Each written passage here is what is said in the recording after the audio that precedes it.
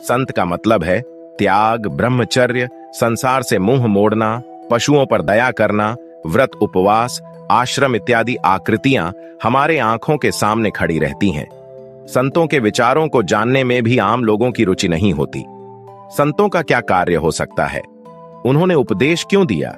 एक चिकित्सक यह जानने की इच्छा कर सकता है। एक विद्वान या पीएचडी धारक के विचारों को पढ़ने के बाद हर किसी को आश्चर्य होता है कि संतों के विचारों का क्या उपयोग है। हालांकि संतों के विचारों या धर्म ग्रंथों से नहीं होता है। संतों का कार्य और उनका उपदेश निरंतर व्यवहार में साकार होते रहता है और उसके बारे में आम इंसान को पता भी नहीं चलता। शेषनाथ महाराज ने अपना पूरा जीवन अध्यात्म, समाज कल्याण, सुधार में लगा दिया। वह एक समाज सुधारक के रूप में भी जाने जाते हैं। उन्होंने कभी भी किसी में फर्क नहीं किया। ऊंच नीच, भेदभाव, जात पात को समाज से मिटाने के लिए कई कदम उठाए, महत्वपूर्ण कार्य किए। सदा वह सभी समाज को एकता के सूत्र में बांधने का उपदेश किया करते थे। शेषनाथ महाराज के लिए धर्म से बड़ी इंसानियत थी। उनके लिए सभी इंसान समान थे। शेषनाथ महाराज ने सदा क्रोध, मोह, अहंकार और काम जैसे अवगुणों को त्यागने का संदेश दिया।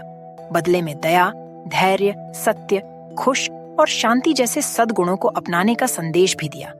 महाराज ने समाज से अंधकार को दूर कर ज्ञान का प्रकाश फैलाने का कार्य भी किया। कुछ लोगों की गलतफहमी है कि संत केवल वे लोग होते हैं जो ईश्वर की आराधना करते फिरते हैं। जैसे जैसे हम उच्च शिक्षा प्राप्त करते हैं, बोलने या समझने लायक बनते हैं, हमें संतों के वास्तविकता के बारे में पता चलता है। वे सिर्फ जप तप नहीं कर रहे थे, बल्कि लोगों को जीवन की राह दिखा रहे थे। वह इंसान को इंसानियत की राह दिखा रहे थे। संतों ने आध्यात्मिक क्षेत्र में जातिवाद को पूरी तरह से ना सही पर काफी हद तक मिटाने का प्रयास किया है।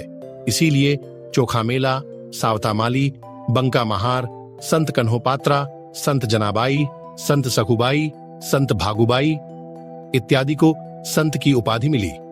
प्राचीन समय में भक्ति मार्ग पर दमनकारी कर्मकांडों का कब्जा था। आम आदमी की उस तक पहुंच नहीं थी। संतों ने इस स्थिति को उलट पलट कर दिया। उन्होंने दिखाया कि सामान्य व्यक्ति भी भक्ति कर सकता है।